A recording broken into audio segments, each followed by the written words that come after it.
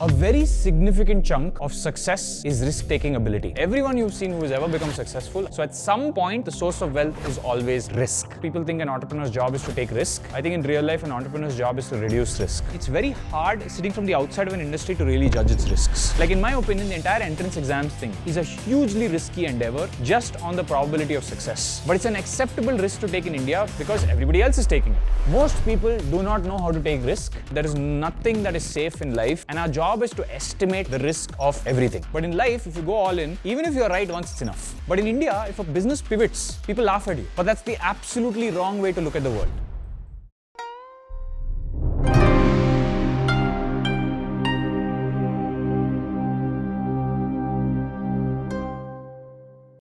Amazing.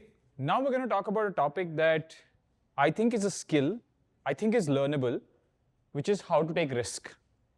And I would say I wasn't very good at this when I was in my 20s. And I think there's a very good example of this, right, which is with app developers. A lot of people who just learned how to build apps, they do this thing where they just start building any app. They'll build one app, they'll hope it goes viral, it doesn't go viral, then they try again, then they try again. And every single time they don't learn the lesson, right? They don't learn why it's not going viral. They just think next app or next feature, now it's going to go viral. And I think a study of risk, which is what to build, when to build, why to build, how much to spend on it, is very useful. And in my opinion, we have done the risk game pretty well because we have now 6-7 fairly successful businesses. All of them are profitable, except one, which is the game dev team, which we'll know in a couple of years. And I want to tell you something about risk, which is that I think if I'm playing a game, I'm the complete opposite of what I am in real life when it comes to taking risk. Any game, right? If I'm playing Dota or Counter-Strike or whatever, I will try to take crazy risks, right? For example, if I'm playing poker, right? Like I will take stupid risks. And I don't do that in real life. And the reason I do that in games is because I find it fun. Taking risk is always fun, right? Like for all of us, taking any sort of risk is fun. But I think in real life, as an entrepreneur, people think an entrepreneur's job is to take risk. I have the opposite view. I think in real life, an entrepreneur's job is to reduce risk. Is to do what looks obvious to you and is very likely to win and do it very, very cheaply till it wins. And then for other people outside who don't know enough about the industry, it might look like a risk, right? So today I want to go through the science of risk. And towards the end, I want to talk about something called GTO. Has anyone heard of game theory optimal? We'll talk a little bit about GTO and how to do that in real life if we have some time. So yeah, let's begin. Today we're going to learn what is risk, why human nature is timeless, and how to take some risk wisely. A very significant chunk of success is risk-taking ability. Very good examples of this, right? Which is that if you think that success is because of hard work, we've done this in a previous Kata, just go out on the street, look at every laborer, and you realize, well, they've not made any significant wealth compared to some random people taking risks, right? Some people who've taken crazy risks have made a lot of money. Some people have gone bust, they've gone to zero. But there are still some examples of people who've taken risks and done well. So what can we study from them? What can we learn from them? And I want to preface that. I want to start this off by saying that everyone you've seen who has ever become successful, either they're the child of somebody successful, in which case their parents or their grandparents have taken risk. So at some point, the source of wealth is always risk. So let's go through that risk. Let's go through the different types of risks. Let's learn how we can conquer risk. Most people do not know how to take risk. They believe risk equal to new unproven idea, correct? Some new unproven idea, something that you haven't tried yet, that you're trying out. But actually they're wrong. Everything is risk. Anything you ever do in your life is risk. You eat food, it's a risk, right? When you eat food, there are some people who choke on food and die. There are some people who get diarrhea and die. Do you know there are more deaths per year from diarrhea than there are from shark attacks and terrorist attacks combined? Do you know this? And every time you eat food, you're gambling, right? Like maybe you'll get diarrhea. But what is the probability of it? 1%, 10%, 0.1%? Whatever it is, we know it's very, very, very low. Now, how do we make these choices? How do we decide whether to eat a food or not? Let's say you go to a new environment, right? Let's say you go to Germany for a few days and they're eating something that you've never seen in your life before. How do you decide whether to eat it or not? How do you decide? It's very simple. are other people eating it? So we tend to crowdsource our risk-taking ability. We tend to see, is everybody else doing it? Then yes, it's an acceptable risk to take. Like in my opinion, the entire entrance exams thing of getting into IITs, right? Or let's say the top 10 colleges in India, is a hugely risky endeavor just on the probability of success. Your probability of success is very, very, very low. But it's an acceptable risk to take in India because everybody else is taking it. It's a risk everybody else takes, right? Like breathing Delhi air is a risk. It's like, but I can see so many other people doing it, so maybe it's fine. No one has any long-term viewpoint of whether it's good or bad. But we know it's a risk. Like this, I'm trying to tell you that there is nothing that is safe in life. Everything from operating electronics to this, that, there's risks. But it's very, very tiny. But there are some risks that are huge. And our job is to estimate the risk of everything. Cool? Sorry. My success rate, in general, in business, was not very good when I was younger. But it sharply increased after I started creating content. Why? Somebody said distribution. Somebody said people recognize me. I think creating content dampens the effect of luck. There's a lot of luck in what business would work, what this would work, what that would work.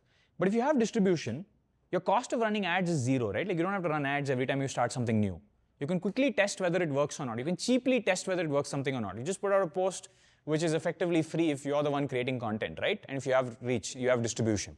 So all I found when creating content is it dampens the effect of luck, right? Like you're no longer buffeted by will this go viral? You can make it go viral. And then you can see whether people actually use the app, download it, pay, whatever it is. Okay, but also content taught me what humans say versus how they behave. Okay, one of the reasons I think people take bad risks is because you assume that people are saying something, therefore they want it. This is called a stated preference. I like this versus this. But when you create content at scale, you realize what people say they like and what they really like is totally different things. Right? It's like just the difference between stated preference and revealed preference is so high, especially in a country like India, where people are not honest about what they really think. Right? Because what they really think is all timeless human stuff, right? Like people are thinking from places of greed and fear and this and that. That's because brains haven't changed much in 300,000 years. The apparatus we use, prefrontal cortex, amygdala, hippocampus, the entire brain is not structurally changed too much in 300,000 years. We've adapted to new stuff, but that doesn't mean the brain has changed too much. Behaviors rarely change, but when they do change, they are permanent. 3 years ago, none of you used AI. Today, people use AI every day. Use it for everything, right? Like what should I eat today? What should I do today? How many calories in this? Ye karna hai, wo karna hai, whatever it is. That has changed, and when it changes permanently. It's never going to go back in the box. Once people started using the internet, no matter the fact that the internet bubble burst in 1999 and the early 2000s, you still use it today, right? Because it's a permanent behavioral shift. These changes are rare and must be noted. If you want to take a risk, you ideally have to take it when behavior changes. When some behavior that people are doing has radically changed and nobody else believes in it yet, best time and place to take a risk. Sometimes you'll be wrong. But the odds of success are much highest here because the incumbents, which is the big companies or the big businesses, they don't see this change yet. They can't adapt to change as fast as you, especially if you're a small startup, or an individual. There's a great book on risk, and I really urge everybody to read this book at some point or the other. It's by Morgan Housel, and it's called Same as Ever. And it's about timeless lessons on risk, opportunity, and living a good life. The reason it's called Same as Ever is the world has changed a lot, but everything humans do is kind of the same from 300,000 years ago and today. And taking risk is a lot about understanding what is the same about human beings and not what is different. Okay, let's talk about what stays the same across the last 300,000 years. We are all greedy, yes? Everyone will say, like you ask on Instagram comments, how many of you are greedy? Everyone will say, no, me not greedy, never. But like everybody's greedy. Everybody's fearful, we feel fear, correct? Unless something's wrong with your brain, we all feel fear. We all get scared when something happens. If a meteor is coming, all of us are going to collectively be scared. We all suffer from overconfidence, every single person. right? Even the person in the comment saying this person is overconfident is being overconfident by putting out that comment. We're all tribalist, which is we take risk the same way the group takes risk. If everyone thinks something is acceptable, we do it, otherwise we don't. We're all short-sighted. We only look at what's going to happen tomorrow, day after, maybe a week. It's so rare to have a vision of where the future will head in 3 years. Best example of this is like AI token prices. When we launched God in a Box in 2022, the price of the top-rated model was, let's say, X. Today, it's 1% of that 4 years later. Don't you feel it will continue to go down? Yes. Objectively, if that graph is continuing to go down, it's going to continue to go down. But most people think it won't go down. AI is too expensive. AI video is too expensive. Of course, today. But at some point, it's going to continue to get cheaper, right? So we're very short-sighted on most of the decisions we make.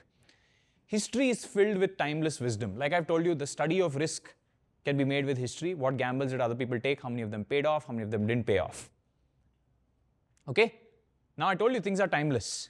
The best-selling candy bar in 1962 was Snickers. 1962 was Snickers. Few decades later, even now, Snickers will be in the top few, right? People's tastes, habits, and emotions often remain constant. None of that changes. But in this special place called technology, things tend to change. The consumer tech hit of 1962 was the pocket-sized transistor radio. Do we use radios today? No. So the one place where people's behavior changes is technology, which is where the most amount of money is made, right? When just what they use changes. Okay? A smart career strategy adapts to changing circumstances, which is learning a new tool, following an emergent trend, while remaining grounded in timeless principles of behavior and value. If this was 30 years ago, we'd still probably be running a content company, except we'd have zero AI influence.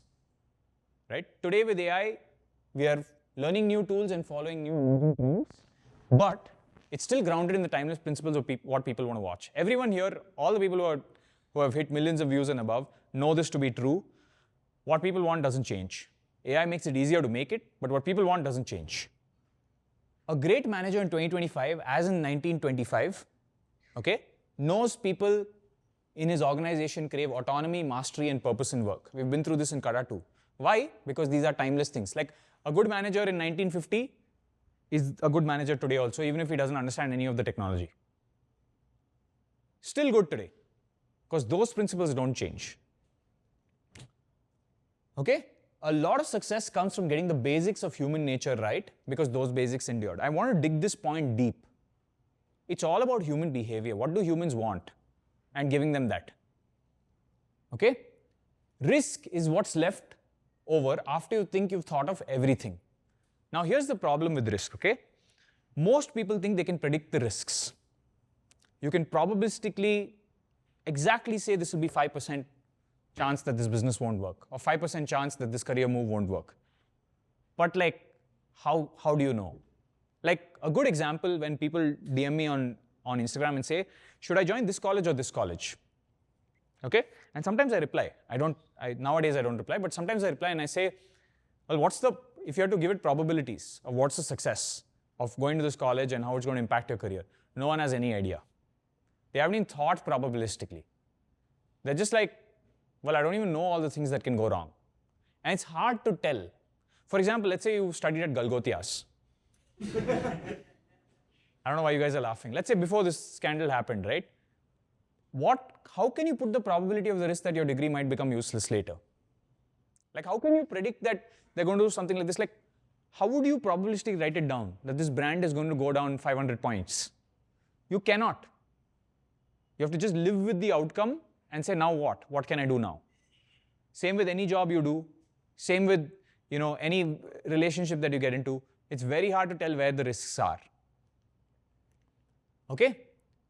Now, I'll tell you how to think about this. Normies on every new opportunity either think in terms of success or failure, right? This is either going to work or it's not going to work, correct? I think probabilistic thinkers, and the way I want you to think, and the way professional poker players think, which I am not, right, is how do you think in terms of percentages? 20% success, 80% failure. It's very hard to give it numbers. I fully understand this. Okay? But you can try. And I bet none of you have put numbers to anything you're doing. What is the percentage chance I'll be successful at this? How do you even measure it? And the good news is we have something called ChatGPT today, okay, which can do a good job of this. Okay, my channel talks a lot about AI, so let's bring AI into risk. What if you put all your variables in life and then say, this is the career decision I'm making? What's the probabilities like? It'll give you something that might be a little bit of bullshit, but still useful for you to compare two things. If you're comparing two career outcomes, then ChatGPT can give you something. Maybe the numbers are wrong, but it'll tell you which it has higher confidence about, right? Awesome. In the beginning of your careers, whatever assigned probabilities you give towards anything will be wrong. Experience makes it better, right? Like, let's say I'm deciding to get on a new business today versus me when I was 21 years old. At 21, I would have probably overestimated my chances of success. Okay? But today, I'm more accurate about what would work, what would not work. Okay? And this is where I come to something called GTO, Game Theory Optimal. In poker, the best poker players use something called GTO. Okay? And to be very honest, it's very difficult to play GTO in poker because it's very, like, most people like gambling. So they play stupid ways, right? But I think GTO can be applied to real life. And I think the way to apply GTO in real life, and it's obviously very hard to do this, but the way to apply it is, the summary of it is, can I take a very cheap experiment, ideally free experiment, okay, cost me nothing, and can the payoff be high? Cheap experiment, high payoff. Now, what's the value of running a cheap experiment? You can shut it down if it doesn't work. But the minute you do a heavy experiment, you do an expensive experiment, shutting it down has sunk costs. And it applies to everything. Let's say we were talking about hiring, right? Let's say talk about hiring a person. Sometimes when I hire a person, I have a good feeling about the person. I say, maybe I think probabilistically he has check mark. These are the 5 check marks. Maybe she has like these 5 things that are right. I think the probability of success is 80%. Okay? So I don't mind spending more on this talent. But let's say if somebody has a probability of success of 10% or 5%. I'm willing to spend less, cheaply find out if this person gets to their potential. And then pay the price later of whatever it is, but pay it after 6 months, 8 months, 10 months, after it's been proven out to be true. So it's almost like, and I think the entire idea of startups, okay, was built on this philosophy that I think everyone's kind of forgotten. Do you know in startups we have stages? You heard of stages of startups? Pre-seed, seed, Series A, Series B, Series C. Now companies go and raise $100 million in Series A, but that was never the point of a Series A. The point is to stage risk. At a seed round, let's say you have an idea. You don't know whether the idea is going to work or not. Okay? So you say, as an investor, I'm coming in, I'm investing 2 crores in this company, but I want 50% of the company or 20% of the company, whatever that number is. I value the company at, let's say, 4 crores. I've given 2 crores of money. I own 50% of the company, right? I'm staging the risk. I'm saying the company is worth 4 crores. That's the valuation of the company. The valuation comes as a result of me putting in this much money and assuming 50%. Why have I taken 50%? Because I don't know if this is going to work. That 50% would be worth 0. But for the price that I'm paying, I want a big outcome. If it works, I want a crazy outcome. Okay, that's why I need to own 50%. But at the Series B, let's say the company has proven more things. They've hired a good team, they have a good product, people are starting to use the product. Now it seems little more likely that the company will work. Now it goes to Series A. Series A, now the valuation of the company jumps to 30 crores. No revenue has changed. Maybe the revenue has gone from 0 to maybe a few $1,000s.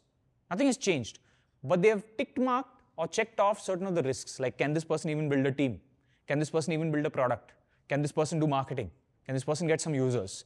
Once you've checked out all of those, risk is lesser.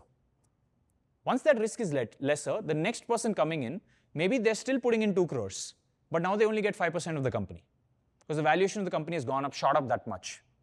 And at Series B, the company has now proven that they've made millions of dollars, and so on and so forth. You stage these risks. And as you get to the highest levels, let's say you get to Series D, Series E, a company is no longer valued on team, talent, these check boxes. a company is valued on कितना revenue बन रहा है, उसका एक multiple ले लेंगे. So if $5 million is the revenue of the company now, multiplied by 10, let's say all the other companies in this space are being multiplied by 10, 50 million is the valuation of the company, that's the valuation. Okay? Because the late stage investors, the private equity guys, don't like taking any risk. I mean, they do take risk because they're investing in a company and anything can happen, but they are basically valuing the company based on its actual revenue and actual profit. Okay? I'll give you a good example in my own angel investing career, right? I really started angel investing in, let's say, in the last 2 years. 2 years ago, I would put money in companies and then 1 year later they'd shut down. Difficult, right? I would only invest in seed. I would say, this guy has an idea, it seems interesting, other investors are investing, and all investors run on FOMO in that early stages, right? Okay, Sequoia is investing or Lightspeed is investing, fine, I'll put in some money. I'll put in 5-10 lakhs.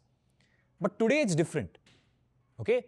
Today our investing strategy, both myself as well as company, we invest in bunch of companies, right? Lumio, we invest in Temple. It's all been basically, has this passed those checkpoints? Has this person already built a team? Ideally, has this person already built a successful company before? Ideally, have they already made revenue? Okay, so more than anything, we are investing in the Series A, knowing that we are getting much lesser of the company. But I'm taking less risk. Right? I'm betting more once the map has been cleared and I know where it's going. I'm not doing suicidal risk taking like I was last year. And that's me improving as an angel investor. Maybe in 3 years, as a poker player, I'll start doing this. I'll start investing more once I see more cards. But now I don't do that. I'll invest a lot in the beginning, hoping I get good cards. Right? So in every thing in life, these step-by-step staging is necessary, and none of you stage your lives. Can we agree? None of you stage your lives? None of you think in terms of make a cheap experiment now to find out if this works. Then I'll continue, I'll make more, I'll make more, I'll make more. Most of you are like, I have 5 lakhs in my bank, जाके पूरा ये penny stock में डाल दूंगा. Hopefully it'll go 10x. Even if you want to do that, you need to have like this, portfolio modeling, which is 80% needs to go safe, 10%. Why do people do that? There's a reason people do that, because that's also kind of staging risk. Awesome. Thinking probabilistically means appreciating trade-offs. Like I told you, you can never tell if something is fully risky or not. Remember that even if a company feels sure shot, there's always a risk. Did people know that AI was going to come and hit all the content apps? Did people know that AI was going to come and disrupt the music apps? Did people know that pandemic was going to come and disrupt all the food delivery companies? It's not predictable. And secondly, when AI came in and disrupted all the content apps, you might have thought companies would go down, but some of them have done well. So it's not even possible to tell which way it's going to go. Is it going to go up? Is it going to go down? So in my opinion, the better way to do this is to always have some space for things can go wrong, and therefore continue to diversify. Even if everything is right about a business, you'd still diversify and say, let me angel invest, let me do this, let me do that. Right? Because you're offsetting this risk. Okay? Let me give you an example of how we've made these risks. We've taken these risks. Every experiment we did, because we're bootstrapped, right? We don't have investor capital, and that's actually turned out to be it's actually been a good point for us, because I have managed to see all of these businesses out very, very cheaply. Okay? By being extraordinarily frugal, by giving co-founders equity instead of cash in the early days, we got to see whether the business works or not. If the business worked, we spent more money on it. If the business didn't work, we shut it down. Egoless, emotionless approach towards a business, which is if this doesn't work, shut it down. Whereas in India, a lot of businesses start and then they feel so bad about shutting it down, right? Like they'll drag it out for a few years because they're like, it's my heart and soul, my life. I think that's the wrong way to run a business, by the way. Or rather, you can be really attached to the business, but the product, you can shut it down if it doesn't work. But in India, if a business pivots, एक product कर रहा था, अब कुछ और product कर रहा है, people laugh at you. But that's the absolutely wrong way to look at the world. No one knows why a product might not work. There might be hundreds of risks. OpenAI might build it tomorrow. Anything can happen. Right? But the smart and clever way is to do what to you feels like high probability of success, but to others might not feel like such a high probability of success.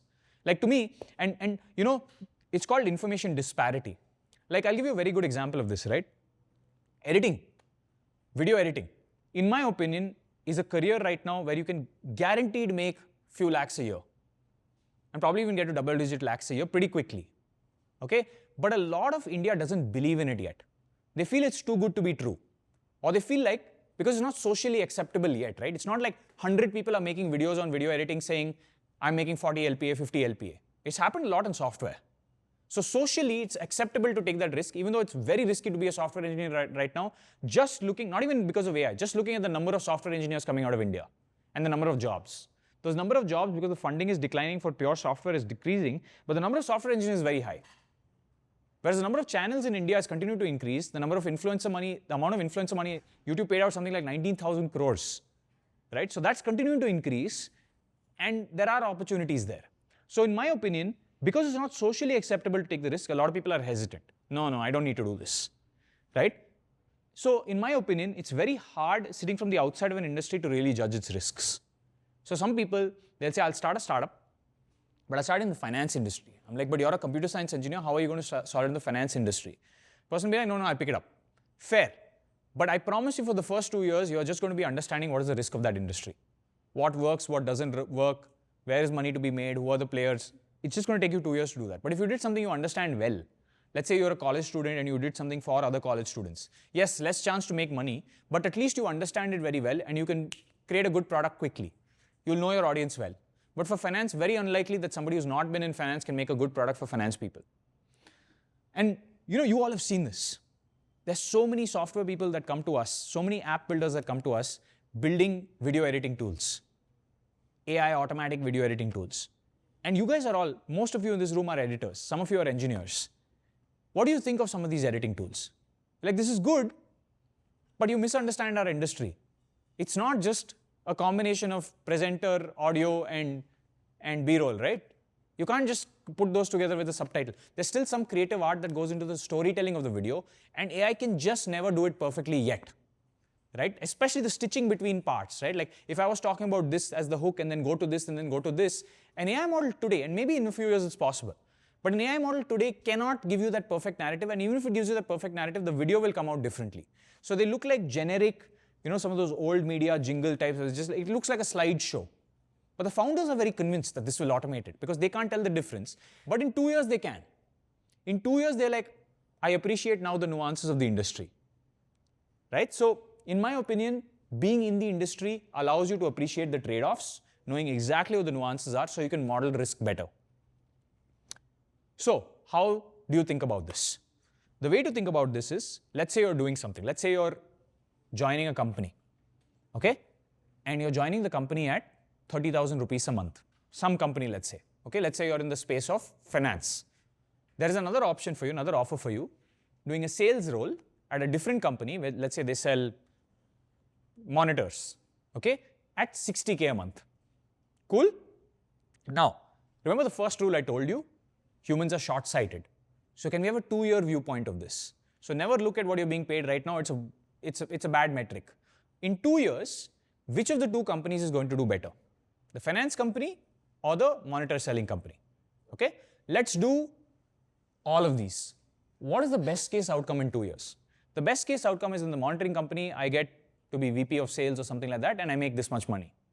The best case scenario in the finance company is the company itself become very, very big because the finance market is continuing to grow. The monitor market is kind of capped, but the finance market is continuing to grow. And if I sit in that finance company and I'm doing a finance role, maybe I get better opportunities. Maybe I end up being, the person that heads the entire, maybe you're doing financial relationship management and handling clients. Maybe I handle hundreds of clients, right? So that is your best case outcome. What is the average outcome? What is the most likely outcome? Most likely outcome is you stay the same in both places, right? So in the monitor company, you stay the same, you continue to make that 50K a month. In the finance company, you stay the same, you continue to make 30K a month. What is the worst case? The worst case is that monitors are heavily commoditized. Anyone can make a monitor company. There are too many of them. Maybe the monitor company itself shuts down. Maybe it's an Indian monitor company and it shuts down. But let's say the finance company, the worst case is they get into some fraud. But does it affect you? No. You might not be implicated in the fraud, but you lose your job, right? That's the worst case. What's the tail risk? Tail risk is something where, I really recommend people read Taleb. There's an entire book about anti-fragile that Taleb has written, which is about, and there's a lot of information on it about tail risk, which is what are the risks you're not calculating? like stuff like pandemic, right? What is this extra risks that you just never, like maybe your health goes bad, right? A lot of people in their 20s, they like overspending, but like 27, 28, almost reliably you get a health issue. Almost everyone will get it, right? Maybe in their 30s they get it. Like maybe you're part of the 30% that don't get it, but like still some people will get some health related thing, back pain, this, that, whatever, small things. How, like, can you factor those in as well, right? So 2 years later, knowing where you will be and what will happen to you is so challenging because the world is so ambiguous, right? Like you don't know what's going to happen to you in 2 years. So you model all of these out, you write them next to each other on a piece of paper, and then you feed them into ChatGPT and say, what do you think is the more probabilistic outcome here? And you ask it to do deep research, so it actually does research on the market and gives you likelihood for, out of the 100 finance companies, because AI can help you do this. Out of the 100 finance companies that were started last year in India, how many shut down because of ABCD reasons? How many of their analysts, their salary went up? You look at all the monitor companies, ChatGPT can do full deep research and give you this. And it can give you a score and can tell you why. Humans cannot do it because you have to spend so much time doing research. None of you do that much research on your careers, especially people watching this, right? Or your industry that you're in. You're just like, ye industry hai, ye main pada hu, main ja raha hu. But it's like, you can actually model the risks between multiple different companies with AI, with deep research right now. Okay? Think long term, 2 years, plus worry about incentives of everyone else participating. So not only have we thought about think long term, what is the incentives about everybody else participating? Like a good example of this is freelancing, right? Like, and I've spoken multiple times about freelancing, but I'll tell you one problem with freelancing, which nobody's kind of talking about on the internet, which is that why does a company hire a freelancer? Why do we hire freelancers? Why does any company hire freelancers? Because you don't want to take the risk of hiring someone full-time. Because why? You are not sure this is a full-time project, right? That's why companies hire freelancers. You don't want to hire somebody full-time. So like, let me hire somebody part-time. Or it's a small company. It's like some founder starting something new and they just don't have the cash flow. They don't even know in 3 months if they're going to be alive. So when you freelance, and especially when you freelance with small startups, and there's a reason, by the way, Aeos doesn't work with small startups. It's not because I don't like working with small startups. It's simply because I don't know if they're going to be around in 3 months or 6 months. I don't know how much financial instability they have. Whereas when we work with large companies, for example, we work with Coca-Cola, right? You and I both know Coca-Cola is going to exist next year. Maybe there's a 1% chance something happens and they die, or 0 point something percent chance. But we can put that in tail risk. We can reliably say Coca-Cola is going to be around next year. So I'd rather work with them than some small startup where I know 99% of those small startups will die next year. So tell me then, why do all of you freelance with small startups? Why does anyone freelance with small startups? When I won't take that risk because I've modeled it, why aren't you modeling that? Because the obvious point is, well, that's the only startups that will work with me. That's the only people I know, so I'm going to do some work with them. But then know what you're getting into. The 2-year-old outcome there is that startup dies. So unless you can diversify out of that startup and work with 5, 10, 15 other, ideally get to the bigger companies quickly, you're playing in this, maybe you're making money, but the risk you're absorbing is huge. You're actually burning years from your career because maybe in 3 years, all the companies you worked with will have died. And then worry about, like I said, worry about other people's incentives. A founder takes on freelancers when they're not sure about the role or when they don't have enough money. And to be honest, their incentive here matters because if you don't matter to them, like, why do you expect them to take care of you if things get hard, right? Okay? The next thing about risks is to beware irreversible consequences, which is that there's this, like sometimes, there could be this irreversible consequence that when you leave a company, you burn bridges with the company. When you leave a company, you're like, I'm not talking to this person, they're horrible people, and you go badmouth the company, right? We see this a lot in general in India. But that's an irreversible consequence. Because after that, the company is not going to work in any form or fashion. So the company gets big, then you're in trouble. Because you have locked off a particular section of capital flow into you, which is the company and all their related, customers, this, that, whatever, right? That ecosystem you locked yourself out of. So one thing we have learned in India is never burn bridges. Even me, right? Like when I was 20 or whatever, I would burn some bridges because I'd be like, who cares? I'm not going to work with this person again. But now that I'm in my 30s, even if someone's wronged us, we tend to maintain good relationships, right? Because we're like, we never know where this person can go, and maybe this person can mature and end up building a big company. So we try our best to maintain good relationships even when people are leaving, right? But also tail risks are overestimated. Like sometimes when in planning, we can also say pandemic might be there, this might be there, that might be there. Sometimes they're overestimated, right? Some of you might not do something where you're like, what if this small percentage chance of thing happens? But most likely it might not happen.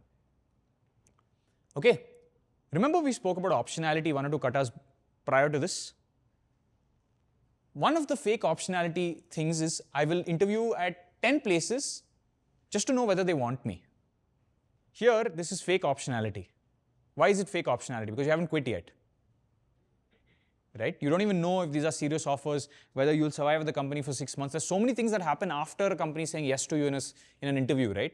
But some people interview just to feel validated.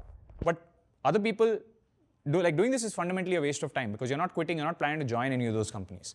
But real optionality is instead of constantly validating myself, going to 10 companies and knowing, market still wants me, what if you build a set of skills that's completely transferable? The question is, and the reason life is so different from poker or any of these games, is you can build a set of skills that works no matter where. You can be anti-fragile. You could be the kind of person that can absorb any sort of risk. Of course, there are risks, like you get hit by a car, you can't absorb that, right? But you can be very careful and say, I won't even go out on the street, right? But at the same time, you can build a personality that makes sure that no risk really affects you. I'll tell you how. It's called something called deep optionality. I found this on Hans Rollin's Substack. I was reading it some moons ago, right? In the way of a master martial artist, a system endowed with deep optionality reacts to potentially disruptive events with a response tailored to the problem at hand. While this property is surely desirable for every aspect of system design, it's impractical to implement deep optionality in any but the few everyday challenges of your system. I'll give you a very good example of deep optionality. Do you know humans can walk on any surface? Almost all surfaces you can walk on. We spent a lot of time practicing this, walking. You don't even think about it. You can walk on this, you can balance. You can walk on like beanbag surfaces. You can walk on mud. You even know how to hop on like hot surfaces if it's very, very hot. You have deep optionality with which surface you can walk on. My question is, why don't you have this with your careers or anything that you're taking risks with? Why don't you have this deep level of optionality? And no, it doesn't come from interviewing in 10 places. It comes from being absolutely indispensable. And it comes through repetition and mastery. The number of times you have learned to walk and fallen and walk and fallen, walk and fallen, walk and fallen. The number of times I've run a company, shut down, run a company, failed, run a company, acquired, run a company, small outcome. So many times I've done it that today, no matter what the surface is, whether I'm running cohorts, whether I'm running services companies, whether I'm running game dev, I can walk on any surface. And everybody can learn to do it. What are those skills? What is the skill set you need to play in any surface when it comes to life, when it comes to careers, when it comes to business, is something that is deeply acquirable. And it boils down to a bunch of things, right? It boils down to be able to, take risk accurately, learn this entire chapter. It boils down to hiring good people, getting good people around you, okay? It boils down to being wealth sharing, not wealth taking, because if you're taking risk and you don't want to spend money, you have to give equity around, right? You have to give your co-founders equity. So it boils down to how well you structure those. It boils down a lot to distribution. Okay, the amount of people who know you, the amount of views you can get on a specific thing significantly lowers your risk. You can try 5 apps, 10 products, 10 services until you find the one that works. And you only have to be right once. The cool thing about life, the difference between, let's say, a game like poker and life is in poker, you go all in, you win something, you go all in, the next time you might get bust. But in life, if you go all in, even if you're right once, it's enough. It'll pay for all your thousands of experiments as long as you're not foolish and spend all your money on it, which nobody does with their real money. Okay?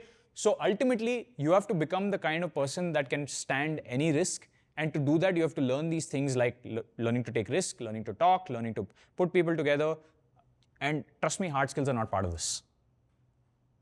Okay? Now, hard skills can be temporarily part of this, which is I'm a very good video editor. Any company right now in the next few years will hire me. Well, what about 10, 20 years later when video editing becomes less valuable? Right? So you still need to learn the other stuff. But some people say, I don't need that stuff. Today, I'm a great engineer. Like 3 years ago, all of us, including me as an engineer, were like, yeah, I'm invulnerable. I'm an engineer. I'm always going to get paid really well. And then the rug was pulled under our feet, right, by new technology. So I would say the timeless things that humans have always done is something that you need to get good grip and mastery over. Okay? Howard Marks has a good way of talking about this. He calls this second level thinking. He says the real danger isn't what everyone fears, it's what everybody ignores. So for example, if everyone's panicking, risk is actually lower. If everyone's very scared about something, ye hoga, wo hoga, risk is very low. Like after the first pandemic, every time a news comes out saying one new virus is there, whatever, every time everyone's like, ye naya pandemic ho jayega. It's called recency bias. It's why we fear terrorist attacks and shark attacks, even though the probability of them happening is so low. Because we see them on TV all the time. It's a recency, right? It's in our head again and again. It's a bias. But risk is often lower. Like if everyone's really worried about something, I'll go do it. Right? Because you know that the competition is thinning out. Cheap stuff, right? When the herd is euphoric, when everyone's high off their own supply, chal raha hai, or whatever, risk is very high. Right? And I can think of many industries like stock market is a very good example of this. When the stock market, Warren Buffett has a great quote around this, right? Like when everyone's greedy, be fearful. When everyone's fearful, be greedy. Right? And effectively look at every business we've run over the last couple of years. No one believed in any of them. It is not socially acceptable to run many of the businesses we ran, right? Like, oh, video editing, what are you going to do with video editing? Oh, services, why are you doing services? Oh, game, India can never make a game. It's all things that felt like no-goes. And it turns out, when you do no-go businesses, you essentially have no competition because nobody else is doing it. Okay? You must take risk to win, but taking risk guarantees nothing. So before you take a risk, build shock absorbers, which is cash, broad skills. Anyone wants to freelance, anyone wants to start their own company, make sure, in my opinion, have at least 10 lakhs in your bank. It's a good number for India because 10 lakhs grants you at least, if you're living very cheaply. I remember when I was doing JobSpire, I was living on like some 15,000 rupees a month. There were 3 of us. We were in Delhi. We had this small, 3 BHK apartment, which is like, 3 of us were sharing. And we were in some dungeon, right? So it's like costs were low. We had a little bit of funding. We were barely using. We were using like the funding like some, FD money or something like that. We were running the business on FD. That's how frugal we were. Sometimes when I see these startup founders spending money, I just get scared. I'm just like, I've never run a company like this. Even when I was funded, I never ran a company like that. But you build shock absorbers. Okay, so I know that I could have taken that risk because I always had 10 lakhs in my bank from my freelancing days, knowing that worst case scenario, I at least have a year where I'll be fine. It is suicidal to take risk without having shock absorption. Okay, and I'll tell you one thing, and I'm doing a video, I'm doing another kata on this maybe a few katas later, which is about how wealthy people think. It's very important to study how wealthy people think. Wealthy people, the difference between you and wealthy people is they have a totally different risk profile than you. A wealthy person doesn't mind spending money on reputation and power, whereas for the average person, the only lever you have is wealth. Like I have X money, this other person has X money, you're only comparing that. But wealthy people compare reputation and power a lot, and they spend a lot on it. And they can spend on it because they have enough of a bank reserve to take more and more risks. So we look at these entrepreneurs who are serial entrepreneurs, who start their second business, third business, fourth business, fifth business. We're like, wow, crazy, 5 businesses. But have you thought of the fact that they're able to do that because their first business probably worked, or their second business probably worked, and now they have the cash balance, even if they go to zero, they'll be fine. Even if the third business doesn't work out. Like the Twitch founder is a good example of this, Justin Can. He started Twitch, did well, made money, got an exit, then started a legal startup which completely failed.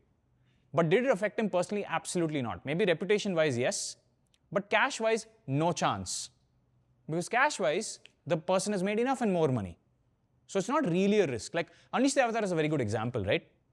Unleash the Avatar is something where even if it doesn't work out, personally it's not really going to affect me.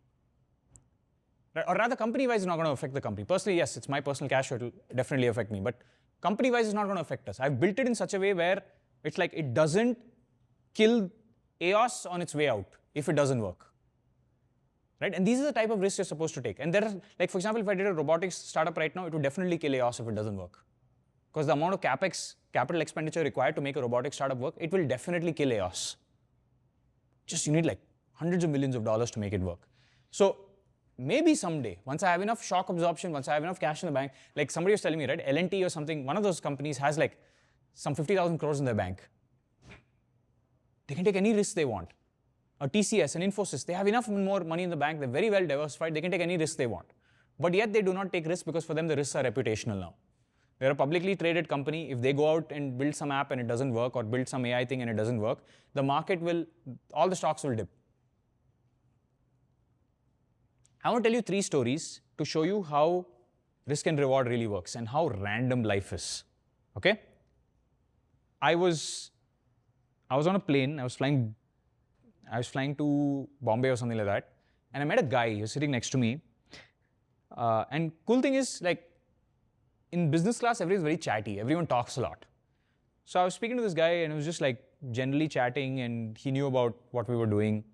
And I asked him, "What do you do?" He's like, "No, I sell furniture." So he's running a franchisee of a furniture store in India. And I was like, "How big is the business?" It's a small number, not a very big business. Then we were just chatting, and I was just like, he looked like he was 40 or something, 45, 50 or something like that. I was like, "So what is your net worth? How are you flying business class and all with this kind of revenue?" It's not a very high profit business either. And he's like, "Actually, it's funny. My net worth is in the hundreds of crores." I was like, "Wait, what?"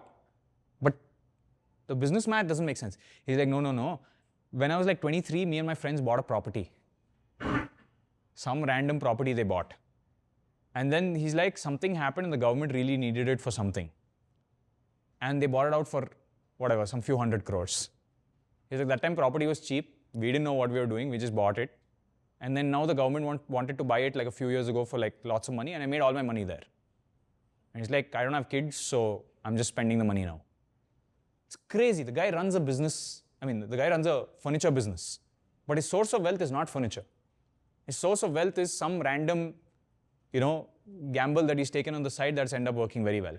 And this, by the way, is a story of many people's lives. It's just like, but you still need to take those gambles. You still need to build unleash the avatars. You still need to build something. You still need to keep trying like 5-10% of your portfolio on crazy risk, and maybe it works out. Right? And he bought property. Why? Because he found it interesting.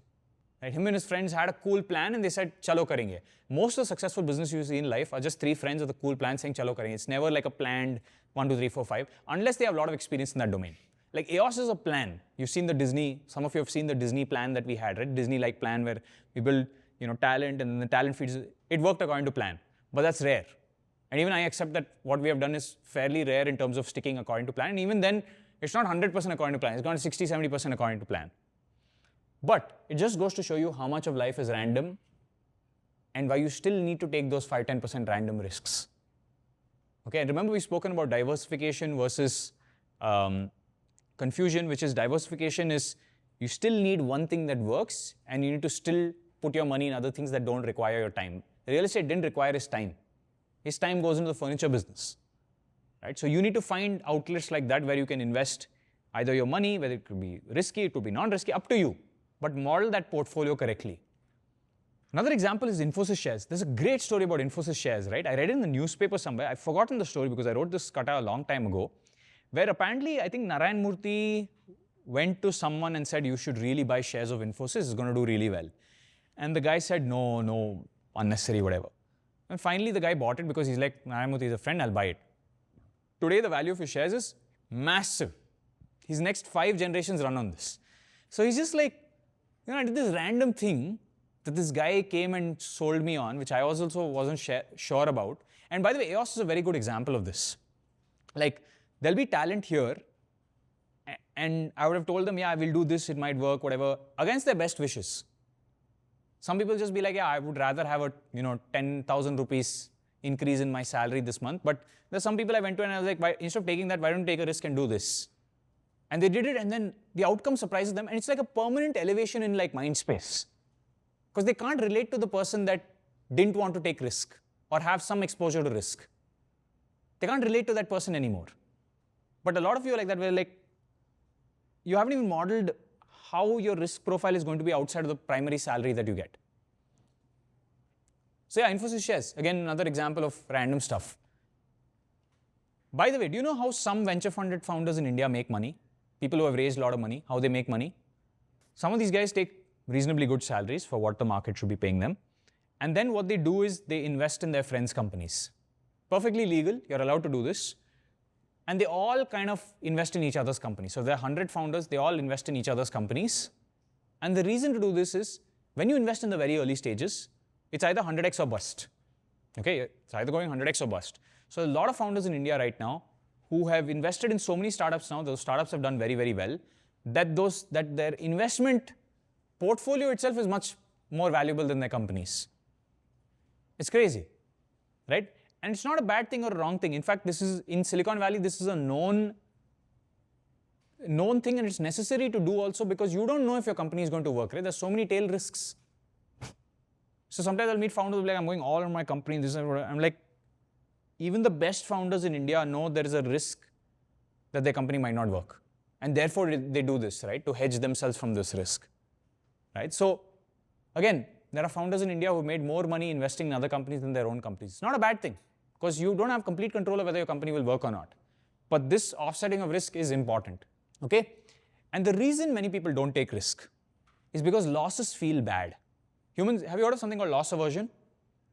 It's a theory where a loss hurts you much higher than a win. If you win, you're like I'll give you a good example. We invested 15 lakhs in a company recently. We invested this from Aeos. And the company's done very well, probably up 2x, 3x. And we're just like, we're feeling bad about it. I'll tell you why. Because we had the opportunity to invest in this company a year prior. Okay, and we're just like, I told you, timeless, greed, this, that, timeless. And I was just like, it's okay. We played safe. Yes, we played at the Series A, Series B level. Outcome is capped, but it's okay. Sometimes when you make these things, the company could have also gone to zero, no? So loss feels bad, worse than gain, because the gain also we felt a little bit bad. But if we had lost money, if we had lost that 15 lakhs, we'd be like, shit, such a bad decision. How bad we are. We should never do this again. Because I know how loss feels. So one of the things I've started doing with my own teams is I don't give them crazy ups if I have to take it down. For example, I don't give people titles and promotions just because they've done a very good job. Because yes, it's enjoyable when you get it, but if you lose it, if I take it away from you later, you'll feel twice as bad than the goodness you felt when you got it.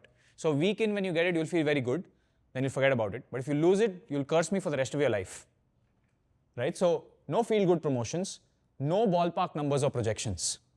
Right? So if I put an estimate and I say, you're going to make this much for yourself this year, if I put an accurate estimation, man, people always fall short of it. Right? And then they feel bad, because even though they made much more money than everybody else, they're still like, but I fell down from my target or what was promised to me, right? It still feels like loss. No perks unless well thought out. The minute you give somebody a perk, smallest of perk.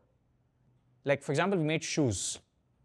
Simple thing which I gave to the best talent in our team. We did a collab with Gully Labs, and I gave them these shoes, cool shoes. But like, some people didn't get it. People who it's almost there, but like not there, or maybe my oversight or whatever, right? And they felt really bad because they lost out on it. They didn't get it. Right? So loss feels worse. And finally, like I said, lower reward versus expectation feels pretty bad.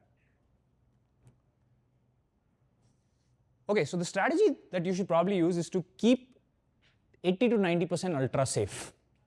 80 to 90, I'll tell you our breakup, right? 80 to 90% of our revenue comes from services, right? Some comes from, maybe single digits comes from cohorts. Okay, and we invest and save this pretty well, very safe. But on 10%, I'm allowed to go crazy and do an unleash the avatar, right? And I think this is possible with everybody else's life. Like if you're investing, you don't have to invest 100% of your money in some new penny stock that's going up. You could try a small amount, test bet, and stage it. Because I know how this feels. Like, there's stories, okay, of like people who had invested in something very, very early, some stock very, very early, and it goes up like 10, 20, 30x over 5 years, but they sold it in 2 years. Right? So even when exiting stock, the best investors in India, I'll tell you how venture capitalists or private equity think about this. They'll invest, let's say I invest 1 crore in a company. Okay, I'm just giving you some smaller numbers. 1 crore in a company. After 3 rounds, let's say a new investor wants to come in. I'll sell my stake to that new investor, but not all of my stake. okay, I'll get back the amount of capital I put in. So let's say that 1 crore has become 4 crores. I'll be like, listen, I don't want to sell everything. I want to sell 25%. I want to take 1 crore back. My original corpus has been returned. Okay? Now 3 crores of stock I still have, hoping this goes somewhere else. Now let's say that 3 crores becomes 9 crores in another round. Now I'll be like, let me take out 3 crores. Let me still keep 6 crores worth of stock there. And so on and so forth. Safe way to play it. Because I'll tell you why. If you don't do this, and there are many examples of private equity investors in India who invested in companies, they've been very high conviction, yeah, I think the company will do very well. They haven't sold at any secondary even though they were given the chance. And then the company dies. Because tail risk, the longer you stay alive, the more likely you get hit by tail risks. So 10 years out, something might happen, founder might get tired, something might happen or some pandemic might happen, the company might shut down, and then suddenly the investor's like, shit, I should have sold something. So no matter how good our investments might be in some of these companies we've made in the last couple of years, we'll still take out our original corpus when we get the opportunity. It's not that we are low conviction, it's just that this is the right way to play risk, right? And something I do not do when I'm playing Dota or any other game. The problem with many people is something called medium risk. So Taleb has a concept called black swan. Black swan are events you can never predict.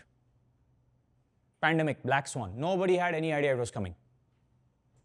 Right? Stock 2008 collapse. Nobody outside the industry knew it was going to come. Medium risk is when you're not fully cash, you don't have enough shock absorption, you're taking a risk, you're kind of in the middle ground, but it can wipe you out. I'll give you a good example. Let's say you have 6 lakhs in your bank account and you're going to start a company. And you realize that running the company, this, that, whatever, you've done the math, it costs you 3 lakhs, let's say, to start the company and run 3 months. You do it. You say, I have 6 lakhs, 3 lakhs is half, I'll have 3 lakhs in my bank, fine, I'm going to try to take this risk. But you find out that when you've taken this risk, you think it'll take 3 months to get your first customer, but actually it takes 8 months to get your first customer. So you just run out of runway. And that's where all chaos happens. You just suddenly run out of money, all priorities change, you have to get a job right now. So always when you're taking a risk, make sure you have reserve. Enough and more overage of reserve. So if people tell you it costs you 2 crores to retire in India, have 3. If people tell you it costs you 10 lakhs to do a startup, have 20. Whatever it costs you, medium this where you might run out of, where you're clipping the edge, very, very, very dangerous. And I'll tell you one thing, there's something called productive paranoia. The best founders are like this, right? In good times, the best companies, the founders are paranoid even in good times. Aeos is having really good times right now. Revenue, profit, cash flow, growth, everything we're having good times. But I am the most paranoid person you'll meet. Because I'm like, I'm always thinking about what are things that can go wrong. And honestly, that saved the company multiple times. Right? Multiple times in multiple of our companies, I'm always like, hey, we need to have this excess deal flow ready in case this client goes. And then sometimes that client goes and we have that deal flow ready. So it's exercise, right? Like we have trained ourselves to know that bad things can happen and you can offset bad things. And honestly, the best way to offset bad things is to have leads. Whatever business you're in, software, services, whatever you're in, leads, customers who want your stuff and have enough ready and waiting in the pipeline. Dude, in my opinion, that's the most valuable skill in the world. Because when you come with customers, you sharply reduce the risk of the company that you're working at. Right? Like you're going there and basically telling them, bro, I am your runway, I am your VC. Because I am giving you customers. So I think sales is like heavily underestimated, and if I were to spend, like I'll give you a good example. When I was 25, I'll tell you I used to run companies the wrong way. If I had 10 rupees, I would spend 8 rupees on building product and 2 rupees on marketing. Today, if I have 10 rupees, I'll spend 8 rupees. I'll spend 8 rupees on marketing and 2 rupees on product and still build a good product. Because what I will do is for the product, I will dilute equity and make that 2 rupees act like it's 10 rupees by getting really good co-founders. But I will not compromise on the 8 rupees of marketing. Because that's leads, and the minute you have leads, you have more runway, you have more deal flow. And I don't know, even till today, I see founders not spending on marketing. Like young founders especially, they'll be like, I'll continue to improve the product, I'll add this feature, I'll do this, I'll do that. First timers, fully understand, I was like that. I was exactly like that. And it took me 13 years of getting my ass kicked to understand how to play it right. And the best founders you know in India, you take the public ones, right? You take the Nikas of the world, this, that, whatever. What are they ultimately? Is there some rocket science in the product? No. But the level of marketing, the level of offline presence, online presence, staying in the news every day, that's hard. But that guarantees deal flow. Awesome. Okay. One more tip for risk. There are two kinds of domains. You need to understand this carefully, okay? If your domain has high randomness, like building an app has high randomness, making viral content has high randomness, venture funding, maybe you'll get funded, is high randomness. You are not very sure if it will work. You have to purely optimize for many small shots, many parallel tiny experiments, okay? If your domain is very skill-based, like surgery, there's no randomness, or the tail end risks are lower. In surgery, once you become a good surgeon, it's not like I'm gambling on every patient that I'm working on. I'm not dependent on other things, I'm purely dependent on skill. There, deliberate and massive amount of practice across multiple different types of surface areas. Practice on this patient, that patient, as many cadaver, these things as you can. So for example, if you're a video editor, deliberate, extreme practice improves you. But if you're a founder, then you're pursuing many tiny shots at the same time and one of those shots will work. It's the ability to parallelly do 10 things, see what works, and then if it works, double down on it. Right? But shut down all the others. Tiny, cheap experiments. And by the way, this is very different from being confused. Being confused, I don't know if I want to go there or I don't want to. It's not that. You can't, by the way, you can't run 10 tiny parallel experiments with a job. You can't have 10 jobs at the same time. So this will probably have to be in your stock portfolio, right? Or you, doing tiny, small experiments on the side, and then see which one of them works. Okay? Last slide here. I'll tell you what I found to be the antidote to risk. How to take the best risk possible. Okay. In poker, and again, I want to preface this by the fact that I'm not a very good poker game, but I understand the theory well, right? I'm not a good player. There's something called multi-way variance. Multi-way variance is that if there are 9 people on a table, the chance somebody will have better cards than you is much higher. If there are 4 people on a table, the chance that somebody will have better cards than you is lower. Okay? If you're playing heads up, one-on-one against somebody else, it's very likely if you have, one good card, it's good. One pair is good. But if there are 9 people, you need to have like extremely good cards because you're playing with a lot of luck, a lot of variance. So, it works kind of the same way in real life. If there's less competition, you don't need to have absolutely the best product, the best skills. You have time to build it up.